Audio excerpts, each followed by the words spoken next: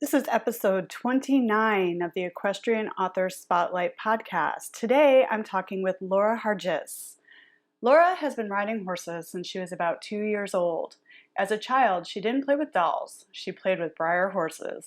Laura started writing in 1990. Then, in 2008, her first story, A Frisian Christmas, came to her in the middle of the night. It's about a Frisian horse who pulls Santa's sleigh. She shared the story with friends and family every year at Christmas. Then, in 2016, Laura had it illustrated and published so she could share her story with everyone. That was the start of the Horsey Holiday Series.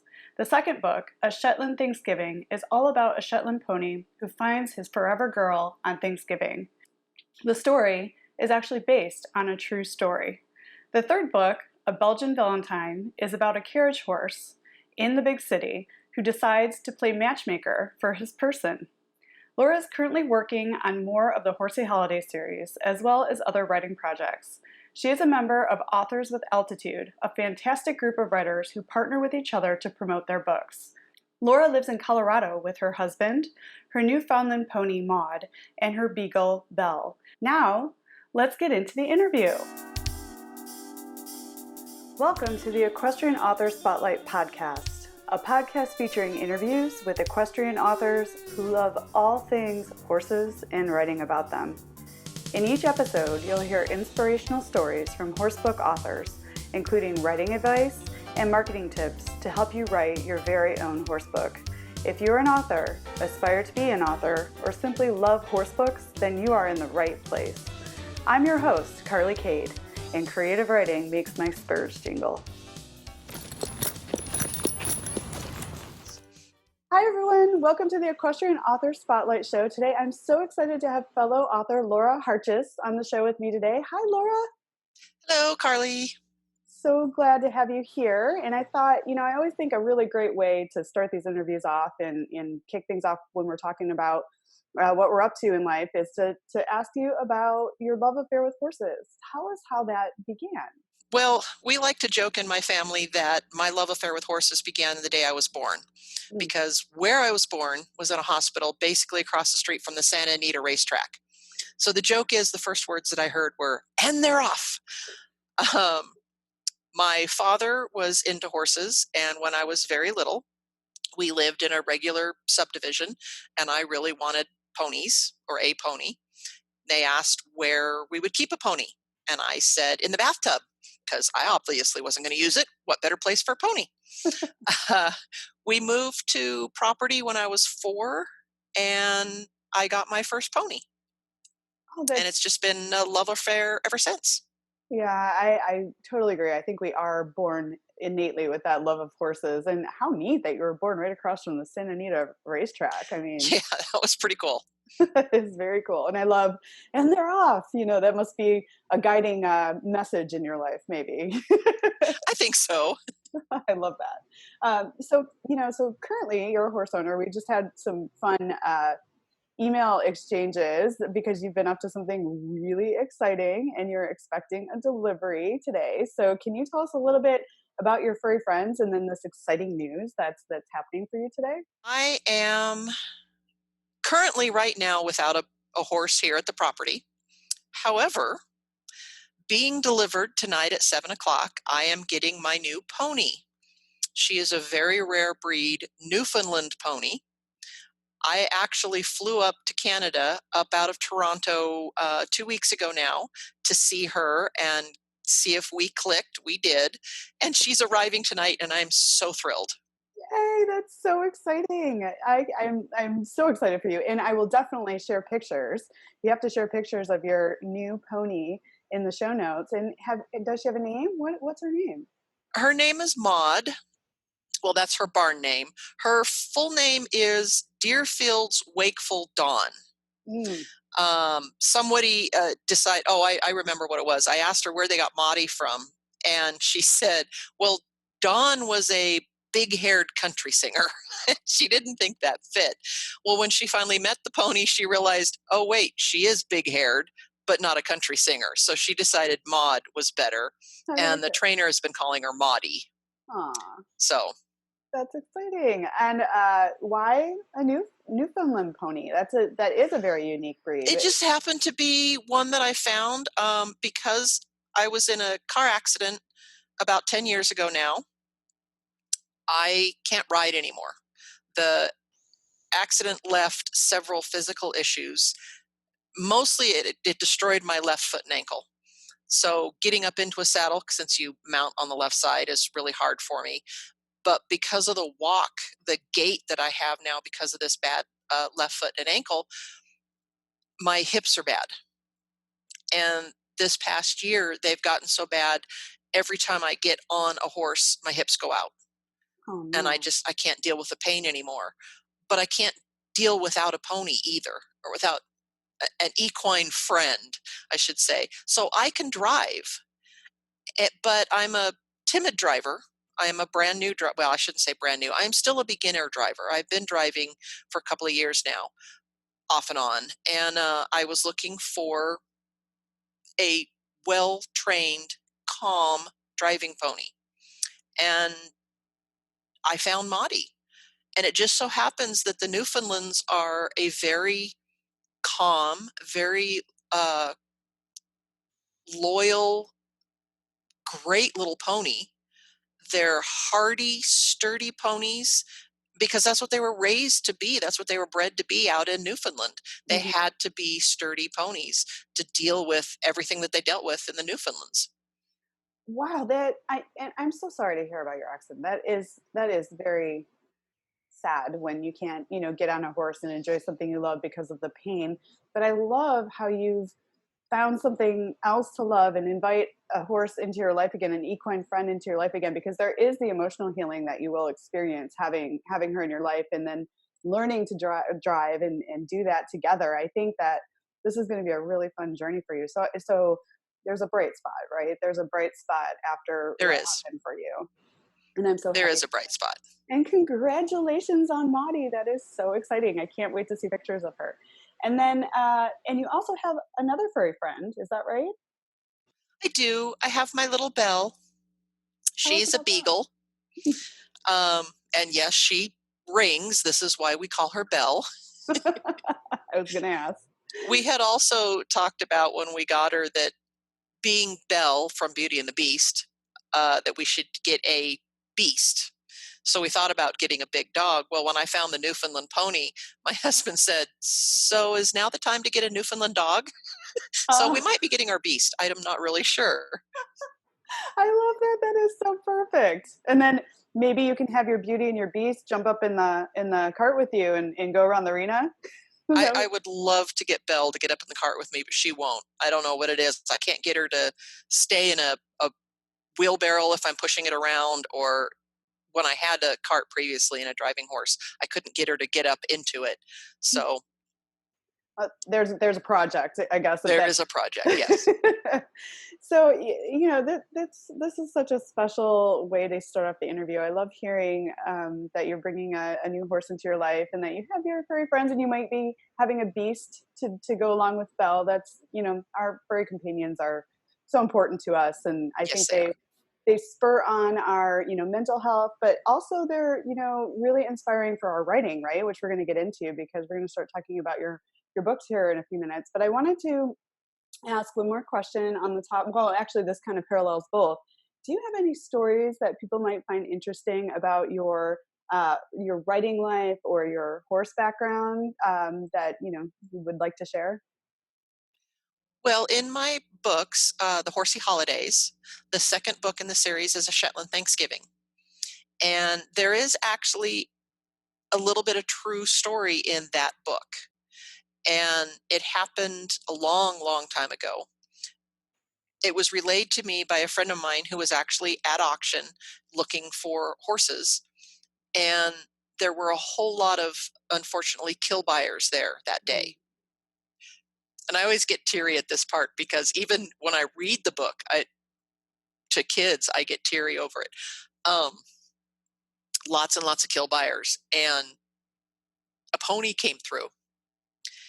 And a little girl in the stands stood up and yelled, "That's the one, Daddy. That's the one I want."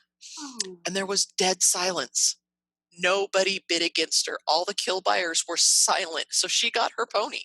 Oh my gosh, I have goosebumps. That is so special. And I incorporated that into the Shetland Thanksgiving.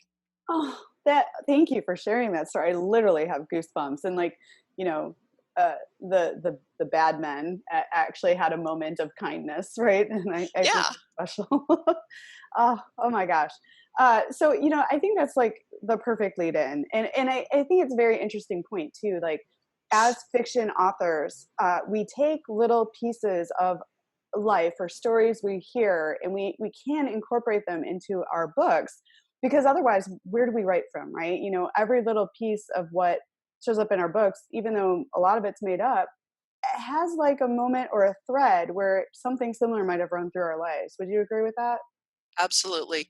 Absolutely. All of the authors that I have with me in my Authors with Altitude group, we all write from what we know. Hmm. So all of our books maybe don't have the little nugget of truth, but they do have that piece of us Mhm. that comes out in our writing. I, I I love that. I'm making a note over here to talk to you as we move on a little bit about your authors of altitude group. I'd love to hear more about that. Unless you just want to kind of get into that right now, since you did bring it up, because this sounds like a fantastic group where authors are uniting and supporting each other in order to move their books forward. Can you tell us a little bit about that group and how it came together? Sure. Authors with Altitude, we put together this group with several other friends who are also authors and self published. Mm. And there's a big show here in Colorado the first weekend in November every year. It's the Colorado Country Christmas Gift Show. And we have a booth there. So we go with our books so that people can come in, they can meet the authors, they can get books signed. And we've done that 4 years now, and Mm. we will be doing it again next year. And we call ourselves Authors with Altitude because we all live in Colorado, so we all live at altitude. And besides, it has that kind of twist to it of, everybody says authors with attitude. We're like, well, yes, we do have attitude, but it's altitude. I love that. And what a great way to make an event work, by partnering with other authors, because I think the interesting thing about events is often these events, it's very expensive to get booth space. And what a lot of people, I think, don't know is when authors sell a book, they're really only making a couple dollars on each book they sell, because of printing costs and everything that goes into it. So often when these booth or tables are so expensive at these events, we don't make enough back selling our books in order to recoup the cost of the table and then add profit. I mean, I think a lot of authors have shared that that's their experience. I've experienced that. So when you team up with a group of authors and you split that table or booth cost, and then you're all there, which is even more exciting, right? Because you get to meet all these authors. But it works really well, because those authors aren't your competition. They're actually, lifting you up, because their readers who might be interested in one thing will come to the table, and then they might check out your book. So when we work together, it works, I think, in our favor. Would you agree with that? Oh, absolutely. And it works in our group because when somebody comes into our booth, we each of us take turns standing at the front, greeting people, bringing them in. One of the first things we say is, what are you interested in reading? Or who are you buying for? Since Mm. this is a big Christmas gift show. So people are there to buy things for themselves, but gifts for their family as well. Hmm. And so the first things we ask is, what do you like to read or who are you buying for? And then we go from there, and they'll say, well, I really like science fiction. Oh, then you're going to love this author over here. And we guide them over to those books. And all of us have read each other's books. So we can honestly say, these books are fabulous. You're going to love them. Somebody comes in and says, well, I've got a 10-year-old or I've got a 15-year-old who's really into horses. We say, oh, well, come on over here. These are the really good books that you're going to like. So it does help having all of us together. We can bring in more people, because if it was just my books at the moment, while I had intended my books as a holiday coffee table book, everybody says, "Oh, you've got children's books." And I go, "Oh, yeah, okay, they're children's books." But they're for an older child. Hmm. You can start reading them to kids as long as they're willing to sit still and listen young. And I've got a lot of people who have purchased my books and they've turned them into a holiday tradition. Like the night before Christmas, they'll sit and read A Frisian Christmas to their kids or grandkids. But if I was trying to do that on my own, and you're right, the cost of a table is, especially this one, the cost of those tables are $700 and up. Oh, There's no yeah, way I could afford that on my own, or that these right. other authors could afford that on their own. But when we partner together, we've got that many more things in our booth to draw people in, that many more things for people to go, "Oh, look, I may not be interested in that one thing here, but look at this over here." So much fun to be at one of those expos where you get the same people that come back year after year, and they come up to you and they go, "Oh my gosh, you're here again. Oh, I can't wait. What do you have new this year?" Oh, I And it is love such a that. great feeling. We have so many fans that come back year after year Hmm. and want to know what we've got, or, "Oh, I've got this book and it was so good. I want to get one for my niece, or I want to get one for my nephew," or, "I've told everybody about this." But it's really nice to have that group and that camaraderie, and then get to see how the other authors are doing when their fans come in and, "Oh, great, you've got a new book. Let me have it." Oh, I love that. It makes my heart so happy when authors unite. I think that that is so great. And a couple of things that you mentioned really stand out to me. It's like, if one, you've all read each other's books and you're supportive of each other and you're leading people to, but you ask smart questions when people approach the booth so you can guide them to the right place. The other thing I found really wise is that you attend year after year after year, so people get to know you and they can expect that you'll be there, and then they're interested in buying your follow-up books.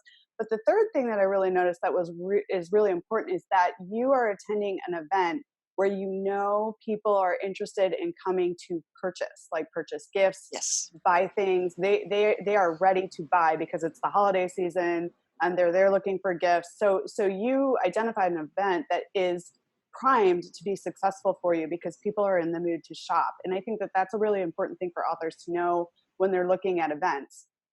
Look for events that have a strong pull from, the local community. People are coming there, but also look for events where people are primed to shop. So that way, you have a better chance of success in recouping your investment and then, making a little income. Would you agree with that? Oh, absolutely. And that everything that you said there is so true.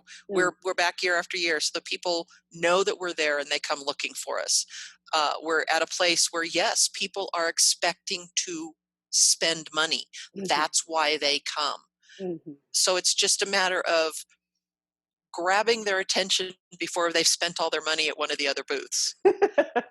There is typically another authors group set up there, Mm, but it is I don't know that I'd call it a commercial group, but it's a paid group that you have to buy into. mm, And I had looked into joining that group, but not only do you have to pay quite a bit of money to join into it, they have to approve you. mm, So it's, fill out the application, pay your money, and, well, we'll decide if we're going to take you or not. mm. And that just didn't sound like the place that I wanted to be. So while for the most part, yeah, we kind of approve people coming into Authors with Altitude, but it doesn't cost anything to be part of our group. Mm, And because we are all self published, we are all about helping other people. mhm. I don't know how many people come into us in our booth and say, "Oh, I always thought about doing that and uh, publishing a book. How do I go about that?" And we'll give them our card and say, "You contact us, send us an email, whatever. We will help you through that. We are more than happy to help new people get started." It's not like we're going to go, "Oh, we don't want you there because, well, you're going to compete with us." No, we're all about helping other authors get started. Oh, I love that. And I have found that in particular with the independent publishing group of authors, is that we're interested in helping others, and we're free with our advice, and that's part of the reason why I started this podcast, so we can learn from each other and support each other. I really love that.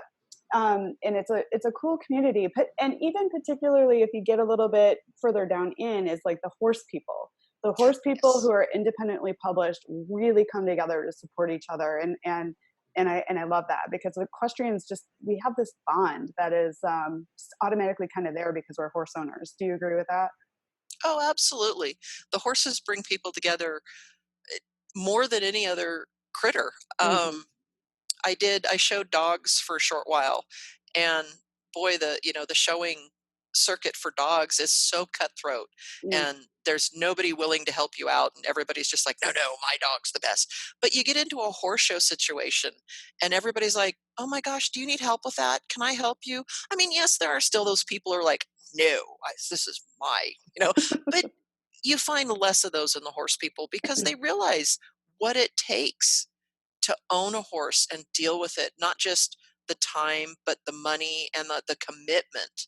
Mm-hmm. So when it gets to those people who are authors and equestrian authors, we get it. We know what it takes. So we're so willing to help everybody else.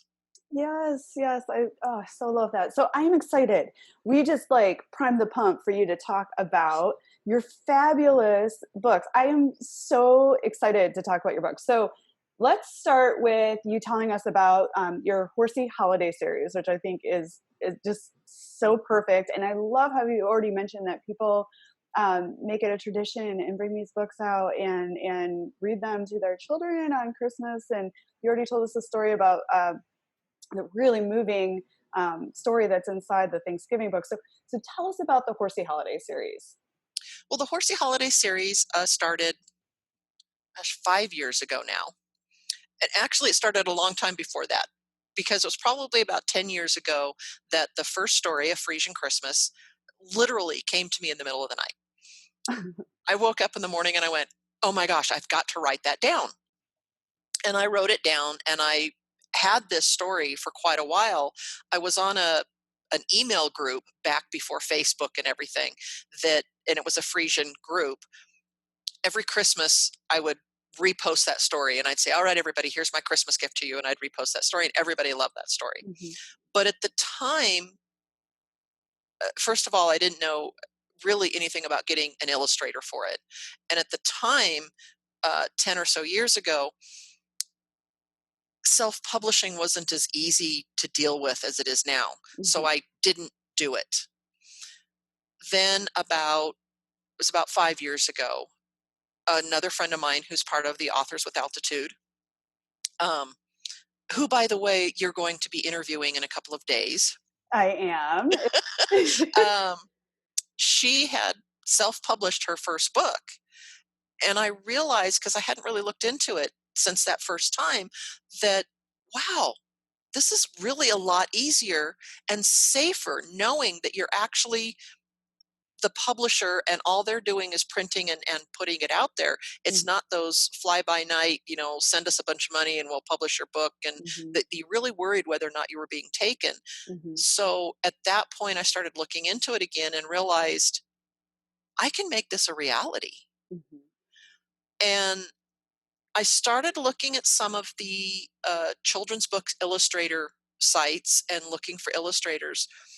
But because I didn't know what I was doing at the time, and a couple of the illustrators that I contacted, I was always under the impression, or I guess I always thought, that if you went and got an illustrator, they just shared in the profits of the book. And most of the illustrators, you have to buy the illustrations, and they'll do them, and then you own the illustrations, which is nice, but I didn't realize that. Hmm. And I went to actually a friend of mine in the Frisian world who is a fabulous illustrator.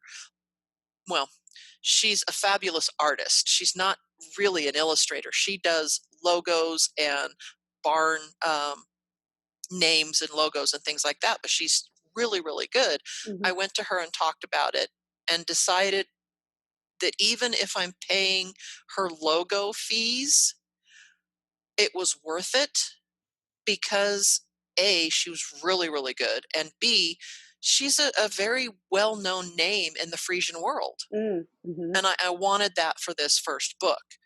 So as you go through the books, you can see the difference in the illustrations from the first book to the next three, because I did go with a different illustrator after that first book. I still think I have a really great illustrator now. She's just not the same style as the first book. Mm-hmm. But once I found that, and my husband just said, you have always wanted to do this. You need to get this done. Let's not worry about it. Let's just get it done.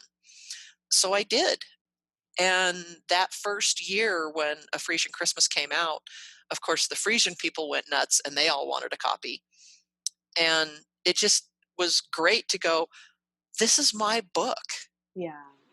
And that first time when I pulled it up on Amazon and I went, oh, look, that's me. That's my book. That was so thrilling. Mm-hmm. There's nothing like holding your very first book for the very first time. I cried. I was Oh, just so did like, I. oh, because it's like there's so much work that goes into it. I mean, not just from a creative standpoint, but from getting the formatting right, getting the illustrator involved, getting the spine right, like figuring out how you're going to write the summary of the book, like getting it loaded into the system. I mean, there is like so much sweat and love and creativity and work that goes into getting a book complete. And I'm so excited for you. And then this sort of like spiraled into like an incredible series that's continuing to go. So it started with the Frisian Christmas, and show us a couple of the books, for people that are watching on YouTube so they can see the cover. I see them back there over your shoulder. Yeah, I have the books back there. Yeah.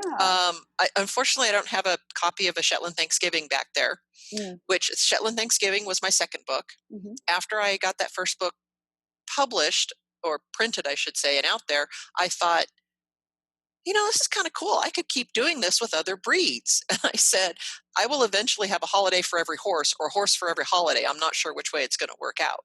When am I getting a paint horse? Well, that's kind of quarter horse, because the paint is a That's right. breed. I mean, as a color, not a breed. Although they do have the American Paint Horse Association, Yeah, but so it's it is a breed. I know this was very confusing to me when I first got involved. So it's a color breed. It's like right. It's a color breed. registering a Palomino, but both parents, you're right, both parents have to be quarter horses. And Right. then that is what gets you a paint. But because if both parents aren't quarter horses, then the color becomes a pinto. It's very confusing, but yes, you're right. It would be a quarter horse one. Right. And I haven't looked at going to the color breeds yet, because Mm-hmm. there is, you said there's the Palomino, there's the Buckskin, there is the Pinto. Mm-hmm. I haven't looked at going that way yet.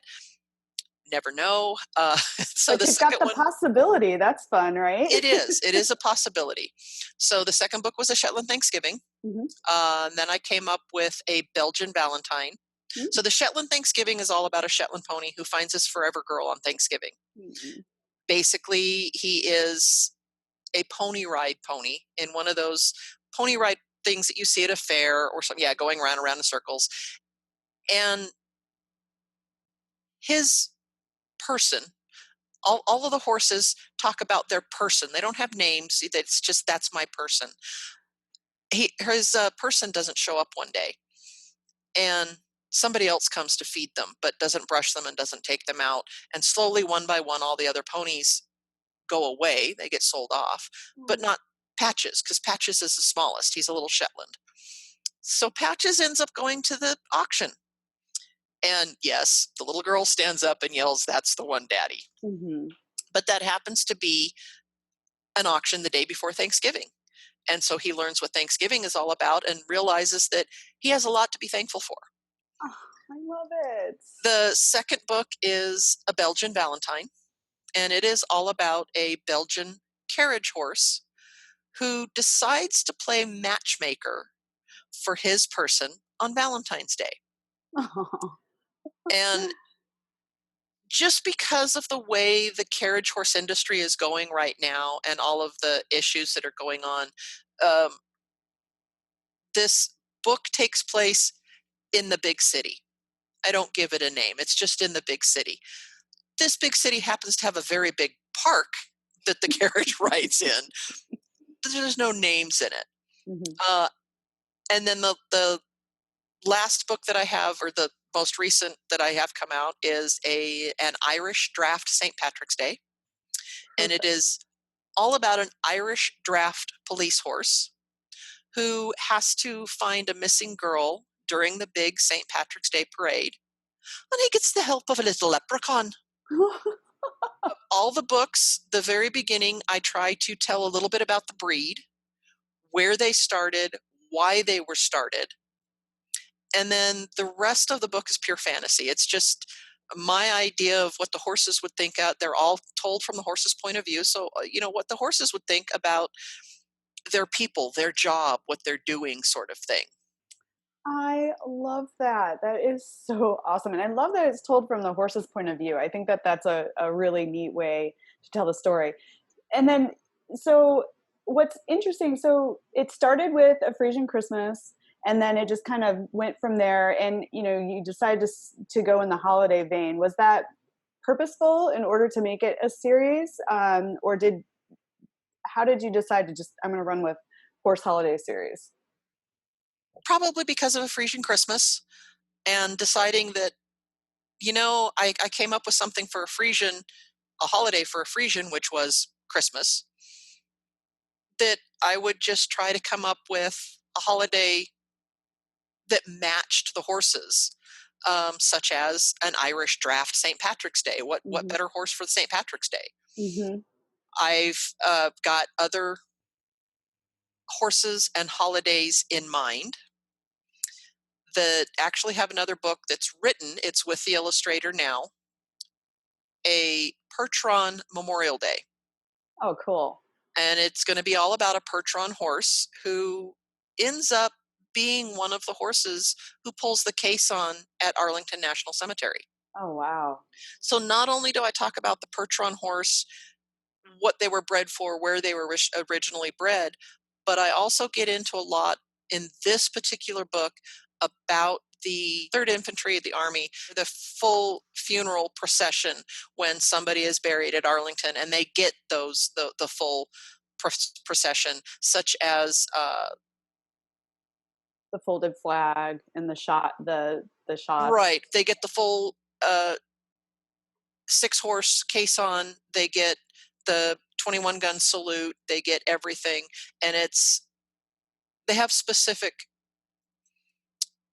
rules for who gets that, and it's certain officers. There's a certain officer and above, they all get it.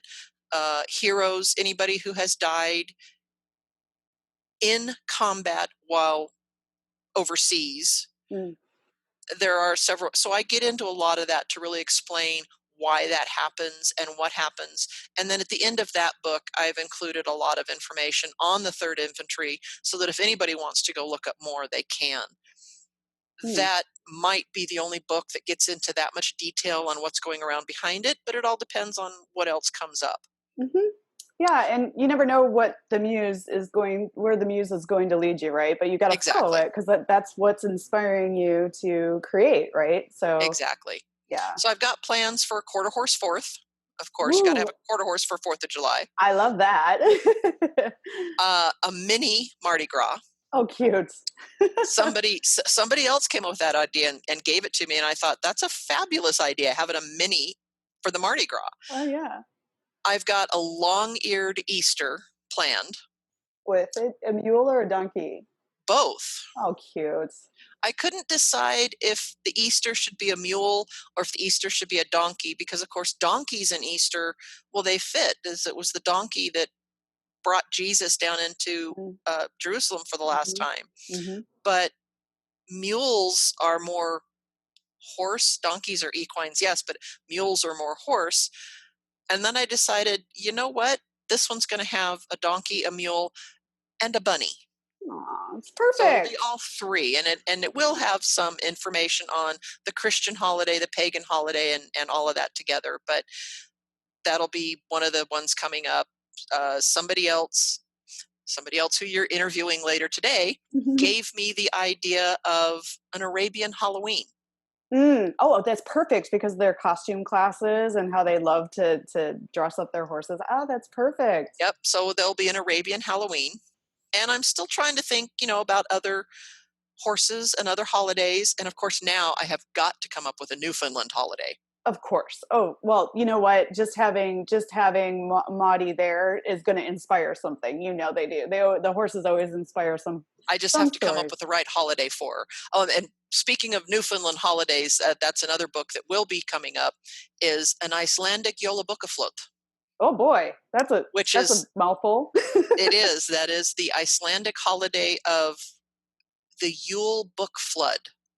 Huh. It's where they give books on Christmas Eve to everybody. Oh, well, I like that holiday. That's a fantastic holiday. That's a perfect. Books and horses. Hey, there you go. I know it's like my favorite things in the world, and authors who write about them. Uh, I love this. I mean, that's so cool. Thank you for sharing with us like some of the topics that you brainstormed on to continue the series. And it sounds like you're having a lot of fun. But not only are you having fun telling a story, but you're educating younger people in their people, their families about breeds, about the history of holidays, and what's going on. So it's like an educational, fun story that includes the history of the horse as well. It's like perfect. I wanted to go back a little bit to your conversation. You were talking about illustration.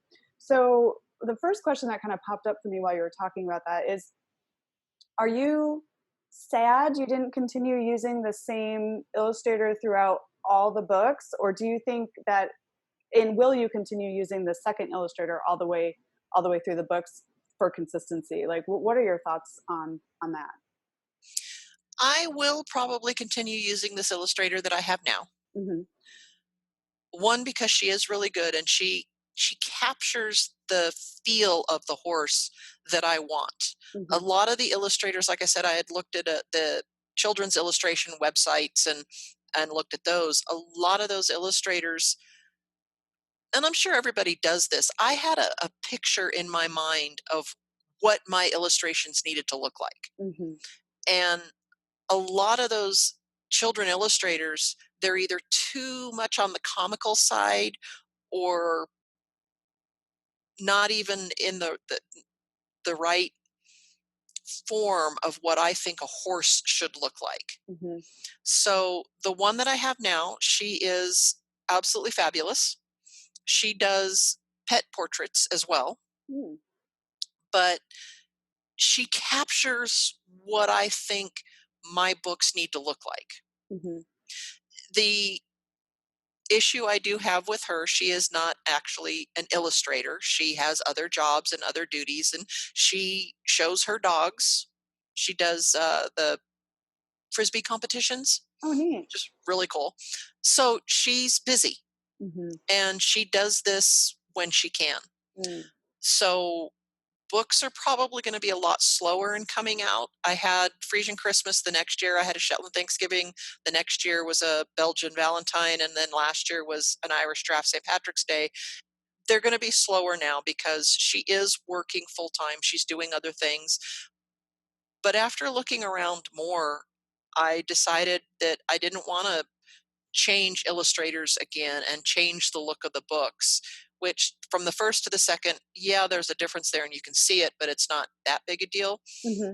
And I couldn't find anybody else that I really liked as well, doing as well as she does. Mm-hmm. So it'll take longer for the books to come out, but I'm really happy with her and I hope that I can keep using her.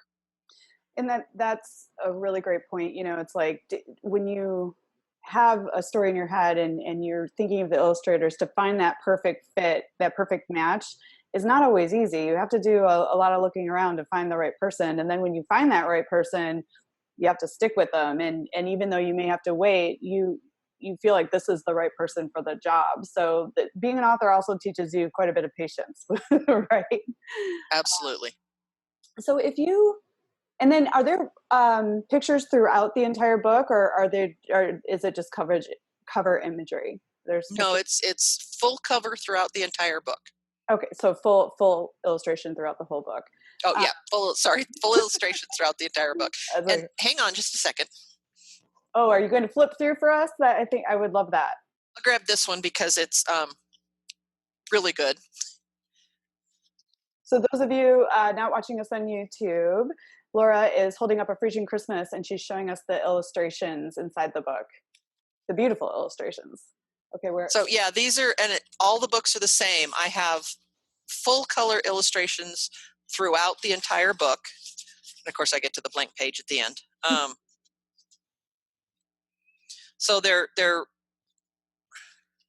really great. Beautiful.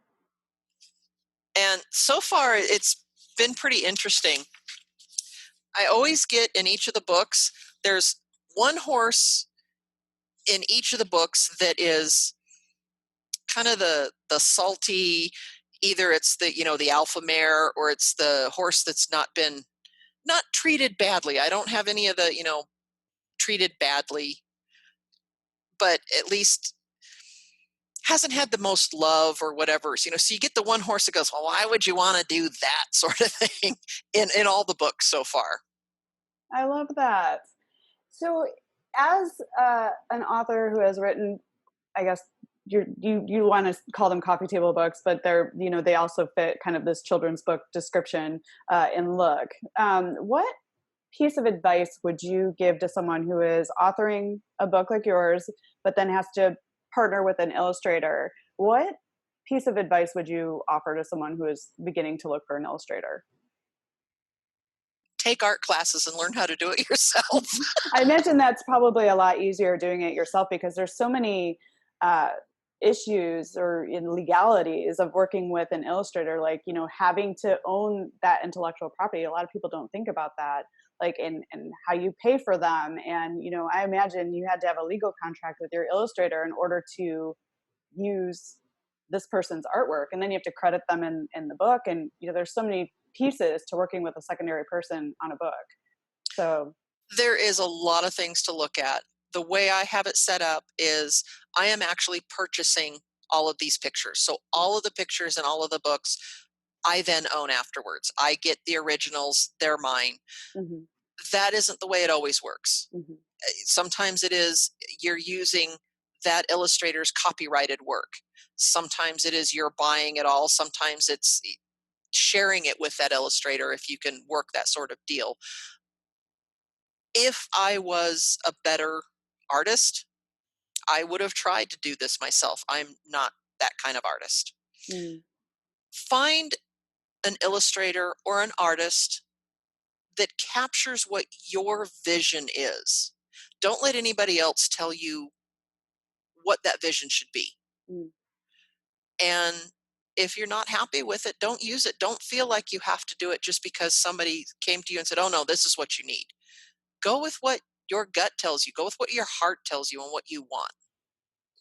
And then, so do you sort of audition illustrators before you pay for anything? Like, how does that work? Because it sounds like it can get a little expensive having to buy all these images, particularly because you have so many in your books. Like, it does get very expensive, and that first book was very expensive. But like I said, she's not an illustrator. She is an artist who does other things. So I was paying that cost, which to me was totally worth it for that book. The second illustrator, I gave her kind of an idea of what I wanted. She'd done a lot of dogs and cats. She'd never done horses.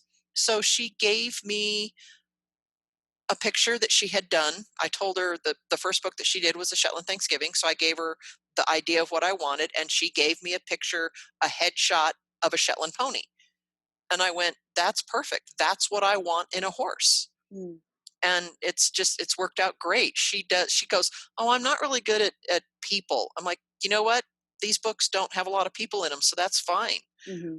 And she's fabulous with the horses, and she catches that character so well. Well, that's really great. Okay, and then after you decide that she's a good fit, then you create like a contract and a price per photo sort of thing. And then I imagine, did you work with a lawyer around this, or did you come up with it? We wrote up the contract between the two of us. Mm-hmm. What I do is I go through the book and I have my idea of what each picture should look like, including the cover.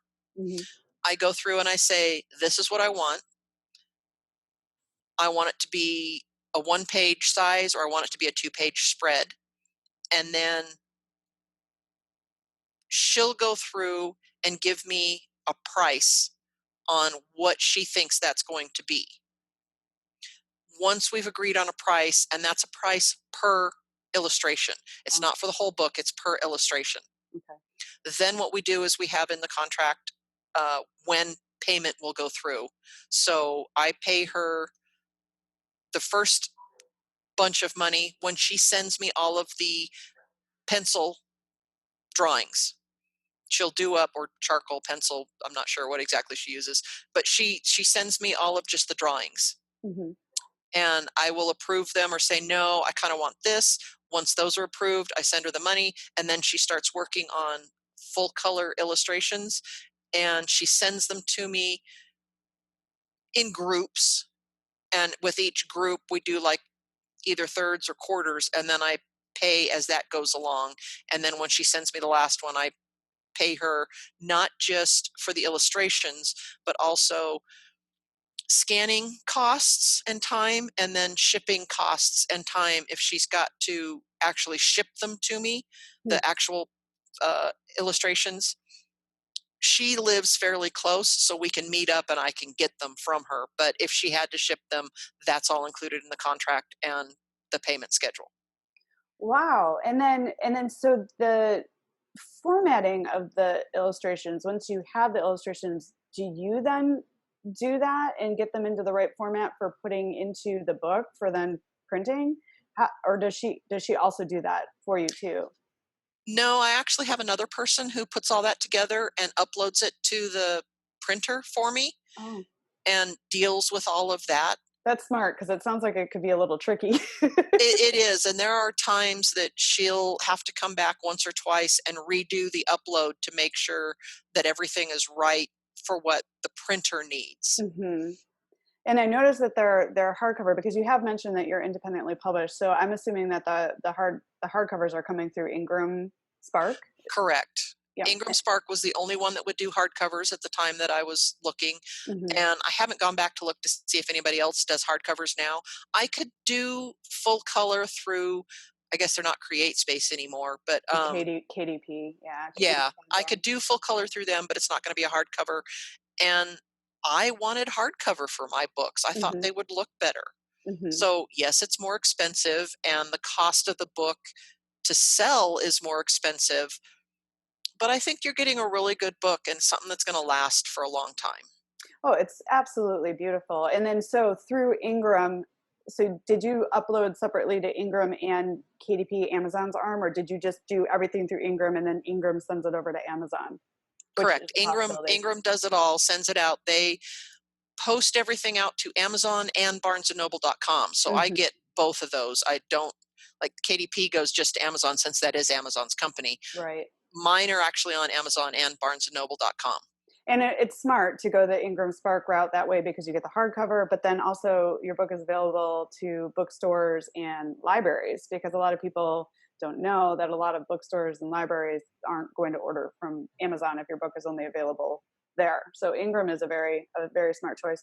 And I think you mentioned a couple really great things as you were talking through sort of the process of getting your illustrations and books together, is that outsource what, as an independent publisher, there comes a lot of responsibility, right? So, and you want to release the very best product into the world, so do your research, but also find, outsource and find the very best people to help you create the best product. Yeah, you may have to pay a little bit upfront, but it's going to be worth it in the end when you have your final product. Like you said, you got the right illustrator and you paid for those pictures, and you made an agreement where you own them, which is very important, because you don't want to get any legal issues if you're doing something you shouldn't be doing with anyone's illustrations. But then also you outsourced the formatting of your book to make sure the pictures and everything worked right, because you were like, like, if you don't want to figure it out, outsourcing is a great way, but sometimes you need to outsource as an independent author. Don't try and do everything yourself, right? No. Yeah, definitely. Find somebody you trust, find somebody that you know you can work with. And then I would highly recommend, when you get a proof, whether it comes from your formatter or you get that first printed proof from Ingram Spark, go through it, read it out loud. Mm. I go through, because I've read these so many times as I was writing them, and I know it's supposed to be there, my brain just automatically goes. In A Belgian Valentine, the formatter had accidentally copied a line twice, and I didn't see it. Mm-hmm. And even when I got that first printed copy proof from Ingram Spark, I opened them up, I looked at all the pictures, made sure they were on the right pages, that all the formatting on the words were right in there, but I didn't go through and read it. So then I ordered 25 books, and then I opened them up and I was reading it and I went, oh no. So for me anyway, I've learned that when I get the proof from my formatter, I have to sit down and very slowly read it out loud, Mm-hmm. because I found a couple of times that words have been reversed. That's something that I've done in the copy that I've sent to her, not anything that she's done other than that one double sentence, but that was my fault because I didn't catch it. Mm-hmm. And because you're the one doing all this yourself, do whatever it takes to make sure that you double check it and that it's right, because it's a very expensive goof. Oh yes, very, very expensive goof. And as authors, we spend so much time with our work that we really do stop seeing the Yes. whole. We know what's kind of happening, so our brains just kind of skim through things, and that's right. So there's opportunities to use, read it aloud yourself, because it's different when you read it out loud than when you're just reading it, that way. Also, you have access to beta readers, have family members read it, or have a couple select trusted few read it, and they catch things that you don't see. And then obviously you can get spend a little money to have a copy editor and an editor, right, to go over these things before, because it is very expensive when you order these books. And then what did you do with the books that had the errors in them? It's like, what can you do with them? You have 25 beautiful books that have an error. It's like, as authors, we kick ourselves when this happens. We don't want our products out in the world with any errors.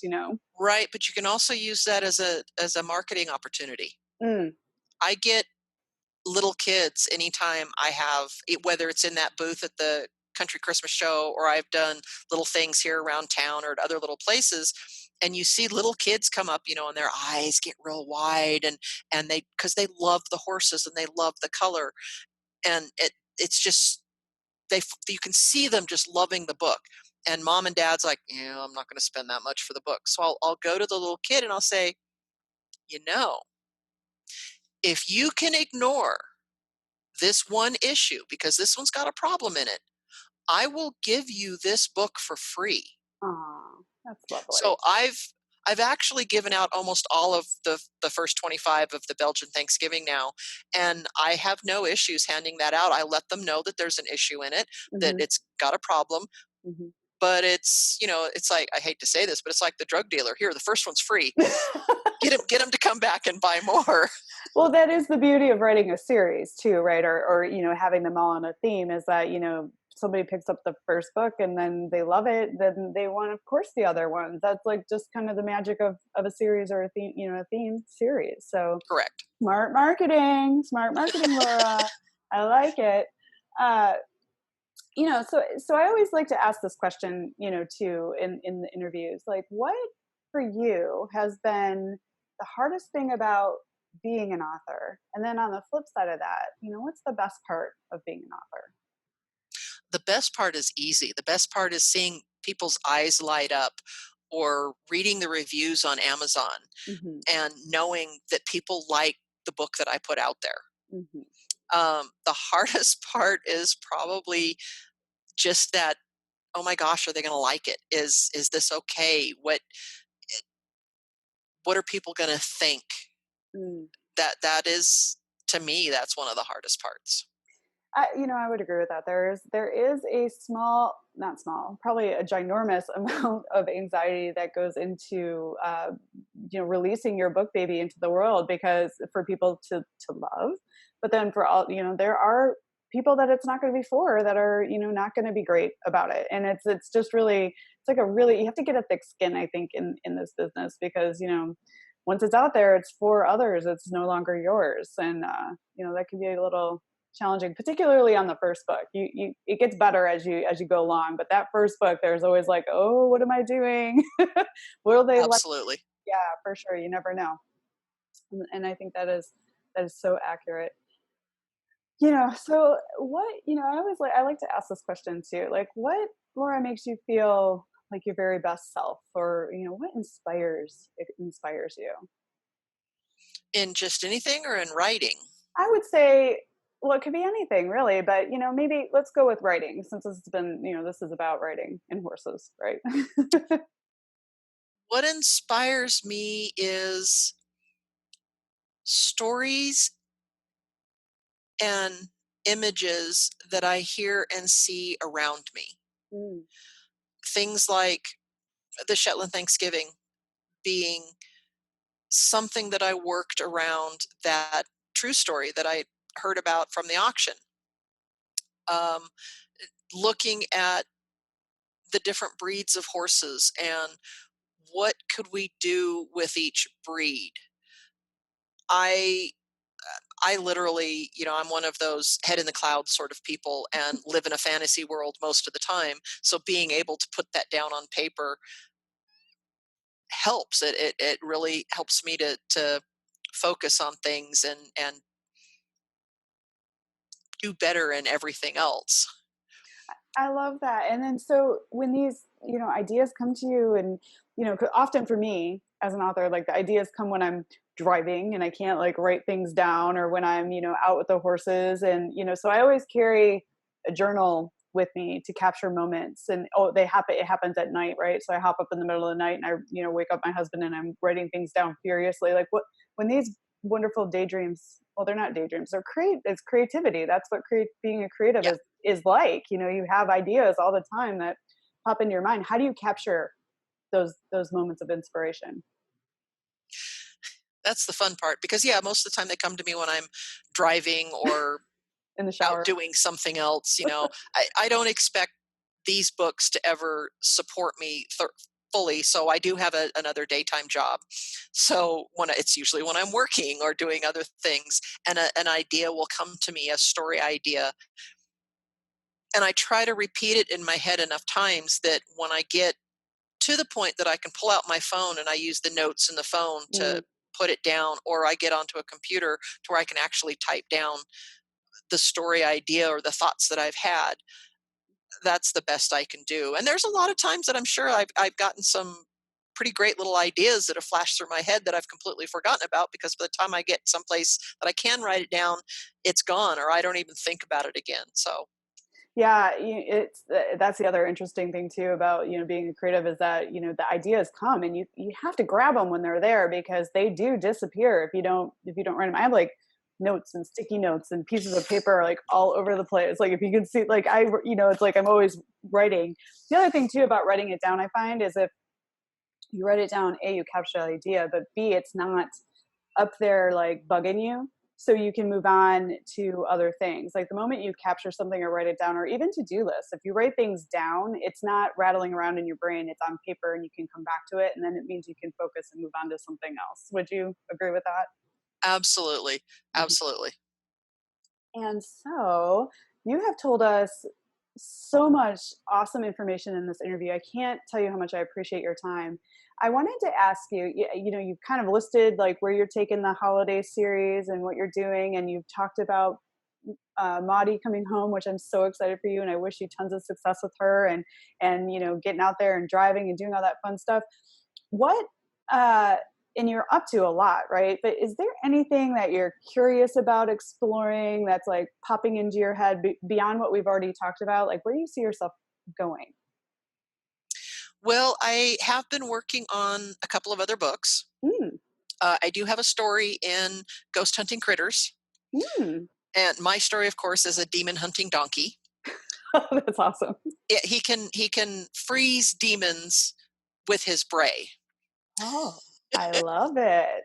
Um, but I have other ideas. I am, like I said, I live in my head's in the clouds. I live in a fantasy world.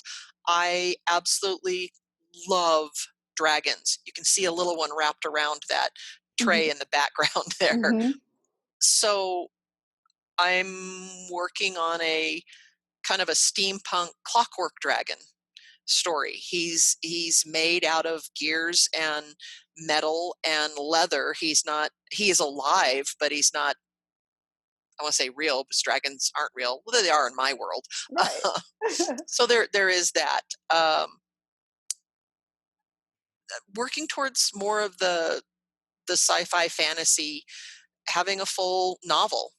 Ooh, neat. I love that. And then what age group are you thinking for these projects that you have? Like the donkey that freezes things sounds to me like it might be in the similar vein of the other books, but the other one sounds like it might be going young adult. It's more young adult for Mm-hmm. the dragon. Um, and actually the ghost hunting critters is wide range. It's calm enough that kids can read it. And as a matter of fact, I just got an email yesterday from somebody who bought Ghost Hunting Critters last November for their daughter who just turned 10. And she was reading out loud to all of her friends at her birthday party. All of us who put a story in it, we all gave her a personal, inscription, and she was reading all that to her friends. But she loves the story. She's Oh. offered it to her other friends to read the stories, and so it's good for all ages. But the dragon story is more young adult. Mhm. That sounds great. And, it sounds to me like you have a very successful, long career ahead of you as an author of books because your ideas are so fruitful and you have so many and it's so great.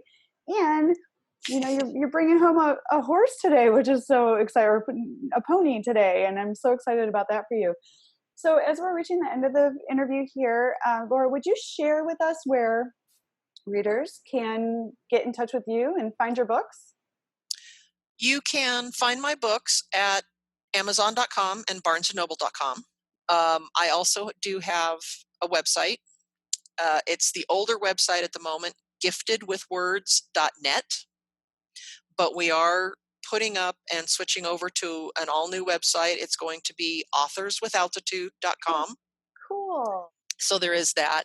And then on Facebook, there is an Authors with Altitude page. And you can go there and see what we have local going on here in Colorado. You can get to know all of the authors that are part of the group. And we do have a couple of artists that aren't authors on the group. We have one gentleman who works with metal, does a lot of metal work, does fabulous work. And then a lady who makes bracelets, Oh, cool. leather bracelets with silver pieces on them, horse related, as well as some other kinds. But so we have a lot of things on there, not just authors, but Hmm. And I will make sure, of course, to link to all those places in the show notes so people can get to you and your books quickly. And I love the message that you shared about uniting with other authors in your area and in the work that you're doing together to support each other. And your your Horsey Holiday series is so cool and so fun. And thank you for sharing so much great information with us today and being on the show. I really appreciate it, Laura. well, thank you. I appreciate being able to be here and your enthusiasm. That just makes me feel so great. Oh, well, it's easy to be enthusiastic with someone who's so fun like yourself, and that's what I'm all about: horses and people who write about them, and supporting them, and helping each other learn. It's so important, and I cannot wait to hear more about how your adventures with Maudie go. And congratulations! And I can't believe it's happening today that she's getting delivered. That is so exciting, and I got to talk with you on the day it's happening. It is. It's so exciting. Unfortunately, I am also the mayor of the town that I live in, and I have a council meeting tonight, and she's going to be delivered during the council meeting. Oh my goodness. So I'm You're going to the be like, "Come on, mayor? guys, hurry up! We're going home." I just no, just gavel. We're done. Oh my gosh, Yes, it did. you've got quite a night ahead of you.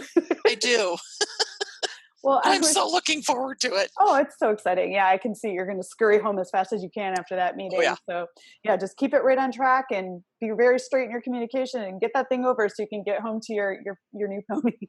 absolutely. Okay, well, I wish you the best of luck. Have a great time tonight. And again, thank you for the gift of your time, Laura. Thank you so much. Thanks for joining us this week on the Equestrian Author Spotlight podcast. I hope you enjoy these Q&A sessions with wonderful equine authors who love all things horses and riding, just like me. Visit my website, carlykadecreative.com, where you can read the show notes, and make sure you never miss a show by clicking the subscribe button now. This podcast is made possible by listeners like you. Thank you so much for your support. Want a free guide to secrets of horsebook authors? Gallop over to carlykadecreative.com/wisdom to have author advice delivered instantly to your inbox. If you are an author who writes about horses and would like to be spotlighted, please let me know. Visit my contact page at carlykadecreative.com to fill out a request. I'd be happy to have you on the show too. Thank you for tuning in to the Equestrian Author Spotlight podcast. See you next time. I'm your host, Carly Kade. Creative writing makes my spurs jingle.